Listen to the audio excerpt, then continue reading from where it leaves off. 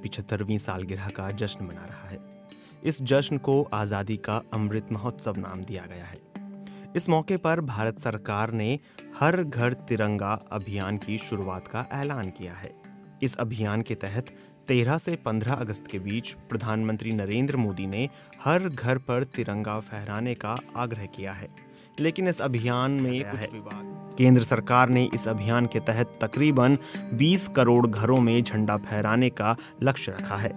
Confederation of all India traders यानी CAIT के मुताबिक भारत में फिलहाल 4 करोड़ झंडे ही उपलब्ध हैं, यानी बाकी के झंडों का ऑर्डर राज्य या केंद्र सरकार को अपने स्तर पर बनवाकर बिक्री करने की जगह पहुंचाना होगा। केंद्र सरकार के मुताबिक झंडे 3 साइज में उपलब्ध होंगे और तीनों की कीमत भी अलग अलग होगी। 9 रुपये, 18 रुपये और 25 रुपये के झंडे। झंडा बनाने वाली कंपनियां शुरुआत में केंद्र और राज्य सरकार को उधार पर ये झंडे उपलब्ध कराएगी। नागरिकों को अपने पैसे से झंडा खरीदना होगा। 1 अगस्त से डाकघरों पर भी झंडा मिलना शुरू हो जाएगा। केंद्र सरकार का लक्ष्य लगभग 20 करोड़ घरों पर झंडा फहराने का है। अगर झंडे की न्यूनतम कीमत 10 रुपए भी हो तो इस अभियान में कुल 200 करोड़ रुपए खर्च होंगे। जाहिर है इतने बड़े पैमाने पर भारत में झंडा एक बिजनेस हाउस नहीं बना रहा होगा। इसके लिए कई स्वयं सहायता समूह, छोटे और मध्यम उद्योग से जुड़े व्यापारी और बिजनेस हाउस को टेंडर दिया गया है ताकि ज्यादा से ज्यादा मात्रा में ये लोगों के लिए उपलब्ध हो सके। आइए राजस्थान के उदाहरण से इस पूरे अभियान को समझने की कोशिश करते हैं।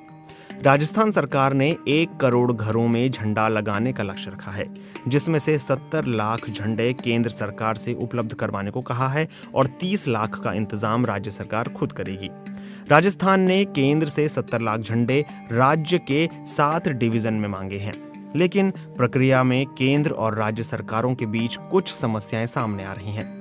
समस्या ये है कि 10 रुपए में झंडा, डंडा और लाने ले जाने का खर्च सब कुछ जुड़ा है। ये पैसा कुछ कंपनियों के लिए बहुत कम है।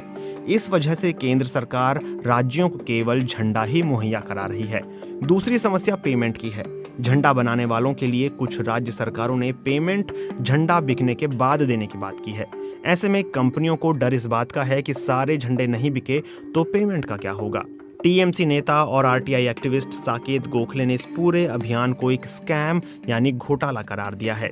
उन्होंने अपने ट्वीट्स के जरिए इस अभियान को मोदी सरकार की कॉरपोरेट घरानों के साथ सांठगांठ करार दिया है और कहा है कि इस अभियान के लिए सरकार ने इंडियन फ्लैग कोड में बदलाव भी किए हैं।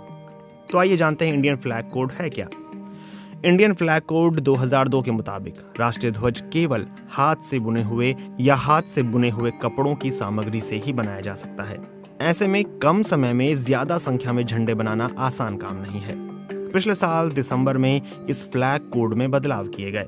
इस बदलाव के बाद अब राष्ट्रीय ध्वज हाथ से काटकर, हाथ से बुनकर या मशीन से बनाए कपड़ों के रेशम, सूती, पॉलिस्टर से बना भी हो सकता है।